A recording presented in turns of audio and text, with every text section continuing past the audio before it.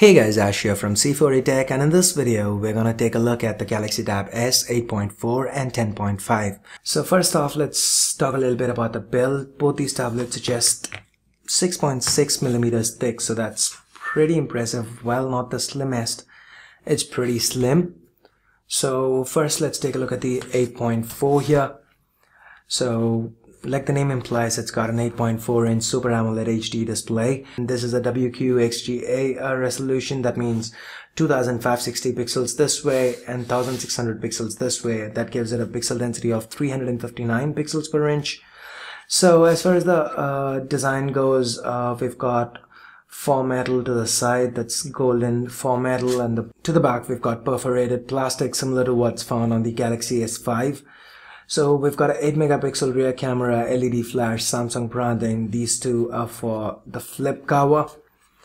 And at the bottom we've got a speaker, a 3.5mm headphone jack, a micro USB port, a microphone, nothing on the left. To the top, another microphone, the noise cancelling microphone, another speaker. And to the right we've got everything here basically. A power button, volume rockers, IR blaster, micro SD card slot that supports micro SD cards up to 128 gigs, and some card slot. So let's turn this on, and here we've got the familiar open apps, home and back keys. So the display is possibly the most attractive thing about this tablet. You've got to see it to believe it. It's possibly the first thing that you'd notice about it. If you've got a Samsung store nearby, make sure you check one out. It is an amazing display, very rich colors, extremely high brightness. So basically the Galaxy Tab S runs on Android 4.4.2 with Samsung's latest TouchWiz overlay on top, the one that we saw on the Galaxy S5. So it's pretty good. Here's the magazine part of it. And just slide from, okay, multi-window and slide from the right, and you get a list of apps that can run on under multi-window. So say for example the gallery and internet. So that's pretty sweet. So apart from that, you also have site sync. So what this basically does is you could pair with select Samsung devices and you can control your phone from this. So say for example you get a WhatsApp message, you don't have to get up and pick your phone up. You can actually control it from site sync. So with the Galaxy S5 you can even receive calls from your tablet itself, and the tablet by itself allows calling. So here we go. It's got a dedicated phone app, so you can call with it, and since it has a earpiece you can accept calls and you can put the tablet up to your face and talk, but I don't really picture myself doing that. But with a Bluetooth headset you should be able to do it. So let me show you how site sync works here. So just turn on site sync on your phone and make sure Wi-Fi is turned on. And now turn on site sync on your tablet.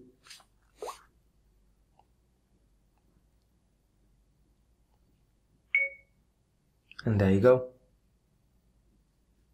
And now if you've got your phone, you can control your phone from the tablet. You can reply to WhatsApp messages and whatnot. So that's a pretty sweet feature here. So apart from this tablet is powered by the Exynos 5420 chipset. That is 4 Cortex A15 cores clocked at 1.9 GHz each, and another 4 Cortex A7 cores clocked at 1.3 GHz each, a Mali T628MP6 GPU, and 3 gigs of RAM. And in Western markets, this would ship with Snapdragon 800 on board. So that's 4 Crate 400 cores clocked at 2.3 GHz each, Adreno 330 GPU, and 3 gigs of RAM again. So the internal storage is 16 gigs, meaning we get about 9.3 gigs free.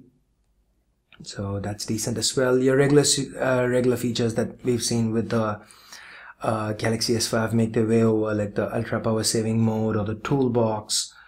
They're all here, and this also has a fingerprint sensor, or a fingerprint scanner rather, built in. So that's for enhanced security. And on a device this size, just swiping your finger over shouldn't be a problem. It's a little different though over here. It makes use of Android's tablet profile. So let me just get to security here. Okay, users. So over here you can add different users and you can set dedicated fingerprints for these users. So you can add up to 8 users per device and have up to 3 different fingerprints per user. So that's pretty useful if you have different people sharing the tablet. Samsung also throws in quite a few goodies, like say for example remote PC lets you control your PC from this, and then you've got quite a few offers here. And one of the offers that I really like is Marvel Unlimited, which gets you access to about 15,000 books, 15,000 Marvel comics there for about 3 months. So obviously I signed up for it, I'm a big comic book fan. So you've got quite a few different apps, and that also includes Handcom Office. So pretty good. And gaming fans, Asphalt 8 comes with $25 worth of in-app purchases for if you get a Galaxy Tab S. So this is common to both the Galaxy Tab S 8.4 and the 10.5. So now let's just quickly take a look at what's different between the 8.4 and the 10.5.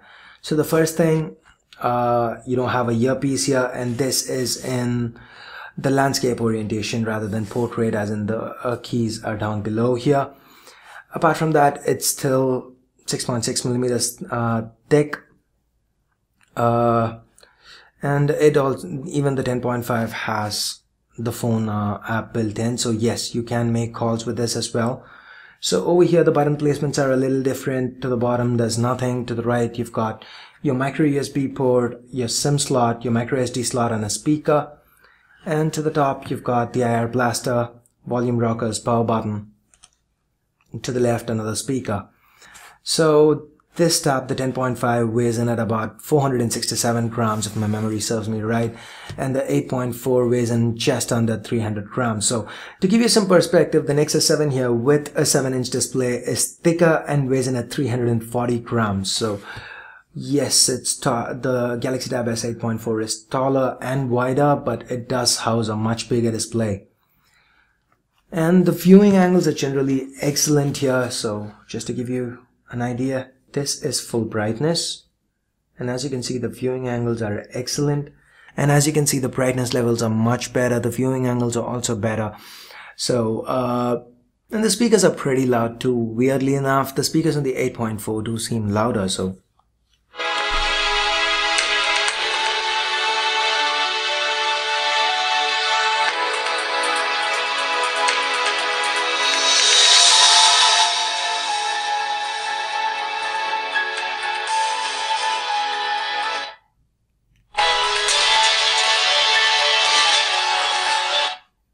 So what I'm going to do here is use these tablets for a couple of weeks before I come out with my full reviews.